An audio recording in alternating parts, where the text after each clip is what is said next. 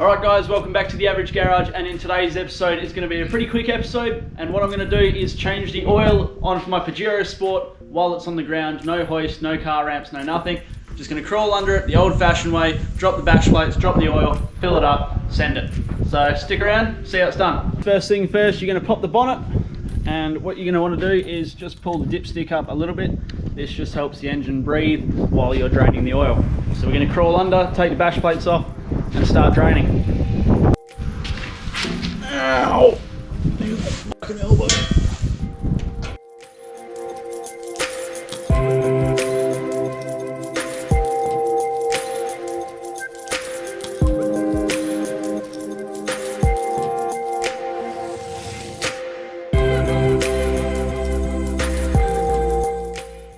So a tip when taking your bash plates off is only crack the center bolts a little bit, just enough so they move a bit.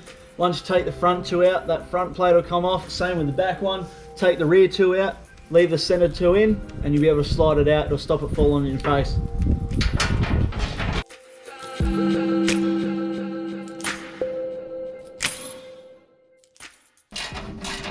I've suffered a fatality. So this is a known issue, and it seems I've suffered a fatality that one of my bash plate mounts has broken off the chassis. So I'll have to weld that on at some point. It won't be today, but we will get it done at another point in time. So another thing to keep an eye on is these bash plate mounts are quite weak. As you can see here, that's supposed to be welded to the chassis and now it's not. So some people will weld these back on, but I'll get some bigger mounts made up. I'll make some up and tack some better ones to the chassis.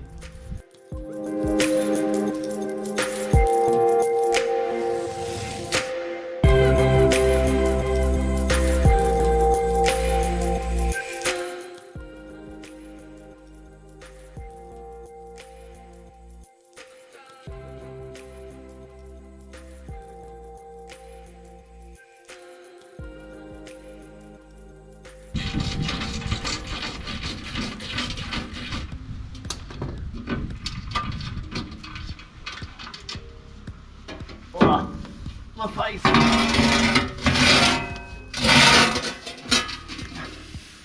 Driving up onto some car ramps would have made this 10 times easier too. Alright, so this is the sump plug here, and that's a 17mm socket, so I'm just going to crack it off and then chuck the drain pan under it, and then we'll drain the oil out and hope I don't spill it absolutely everywhere.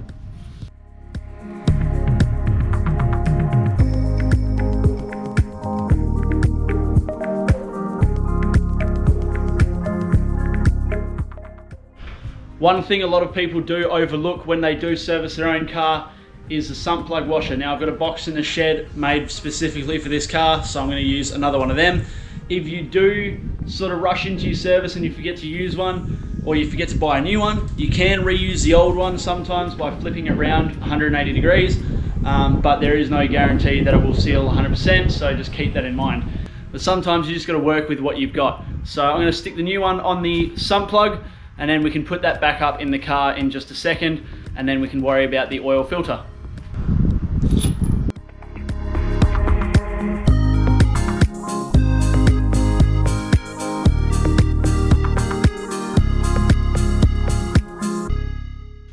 Alright, so we're just under the car here. As you can see, up here is the oil filter.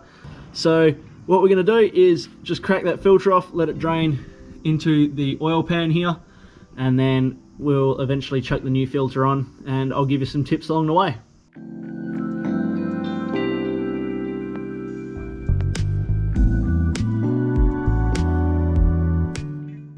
One trick for home players is make sure the O-ring comes off with the oil filter, which is this O-ring here, or the seal.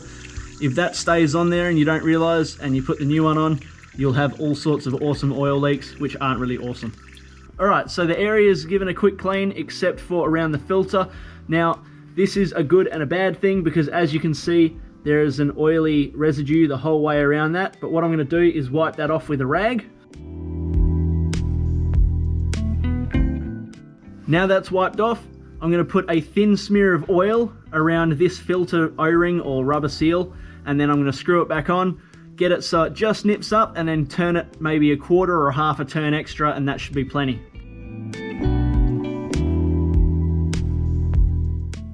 So I've just used my finger, got some oil, and just put it on the surface. And then now we can put it in place and screw it on.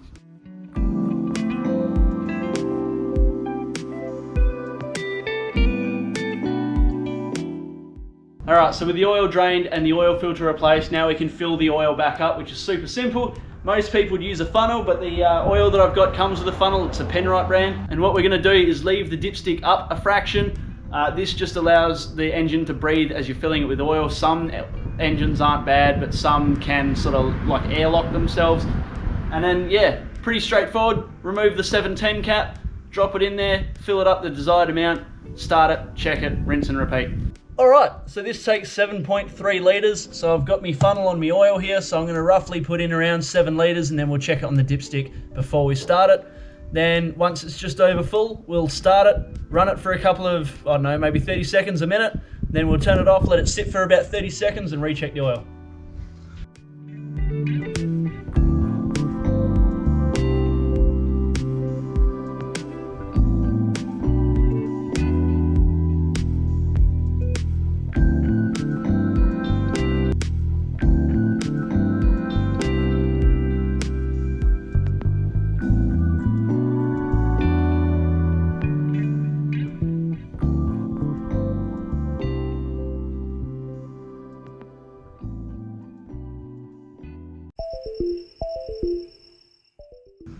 Right, so it's a little over full, so we're going to start it up, and that should settle the level down a little bit, and then we can recheck it.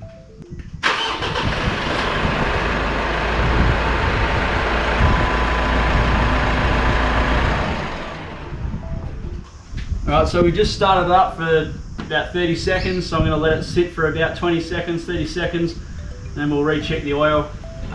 It's best to give it a little bit of time just to run back down and all that sort of stuff, so yeah.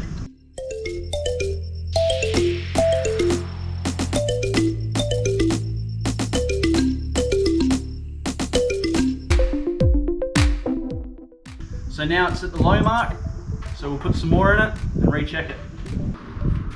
Alright, so as you can see, hopefully, it's up to the second circle, so that should be good. Alright, so there you have it guys. That is how you can do a basic service in the driveway as far as an oil and filter change. So if you have a 2016 Pajero Sport or any Pajero Sport, that's pretty much how it's done. Follow the same things. The filter is a Z456 and it takes roughly 7.3 litres of oil. For this particular case, I've used the Penrite Enviro Plus 5-weight 30 C3.